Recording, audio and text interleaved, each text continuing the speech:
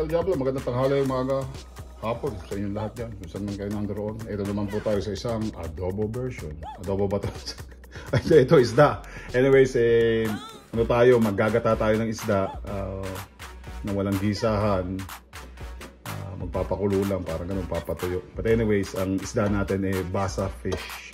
Wala yung ano ko. Dun sa superstore o dun sa Sobeys dito sa Edmonton. But anyways, basa ang tawag niya, B-A-S-A na fish. Hindi ako masyado familiar sa mga isda. Google nyo na lang sa hindi nga, pero nabibili ito palagi di common sa superstore o dito yung supermarket ng Canada o ng Edmonton, ano, sa Edmonton. Anyways, parang medyo mataba nga siya. Basa. Kaysa kasi na bangus ang gagamitin ko. Kaso nakita ko ito malinis na gusto kong subukan. Tapos hindi pa ako nakakasubok nito. Like, you know, itong isda na to. Well, filet, I think I did. Pero okay siya. Tapos hindi siya yung maamoy. Hindi siya malansa. Pero okay siya. But anyways, main ingredients, yung ingredients yung sangkap, yung basa fish natin. Ano?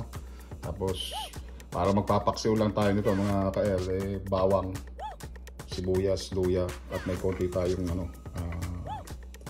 tanglad, lemongrass. Tapos gagamitan ko yan yun nga, gata, dalawang gata. Gata. Purong gata ang gagamitin ko dyan. Tapos lagyan ko siguro ng konting tubig. Okay? Tapos alamang pampalat. Yung lang gagamitin natin pampalat dyan. Tapos sa huli nito, meron tayong talong at okra na ibabaw pagkatapos natin mapakulo at makuha yung timpla nitong ating isda. Ano?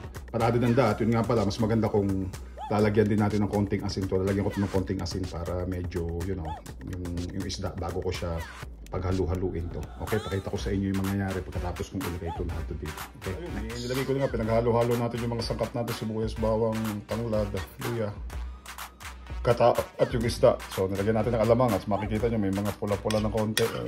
Subukan kong haluin ng konti. Nilagyan ko ng konting tubig para siguraduhin nating ma-submerge lang yung mga, ayan na nga, yung isda natin. Ano? Right? Ma-submerge na ganyan, pwede niyan para masikrik niya lahat yung lasa. Ngayon, napakasimple lang naman ito. Maghihintay tayo ng ano, isasalang natin ito. Maghihintay tayo ng mga I'd say 45 minutes to an hour hanggang medyo matuyuan siya ng konti. So yung pagkulo niya, pwede na natin ilagay yung mga gulay natin. Gagayatin ko ngayon yung talong at okra natin, pang sapaw natin dito. Okay? I'll catch you guys back next after 45 minutes. Next. Sinala ko nga, ako nga pala, nalimutan ko sa iyo sabihin na maglalagay ako ng konting suka. Suka ano kasi para preservative.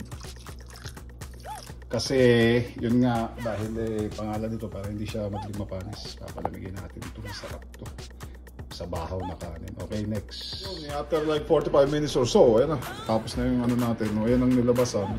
Tinikman ko, hinalo ko. Lagyan natin ng lagyan natin ng okra.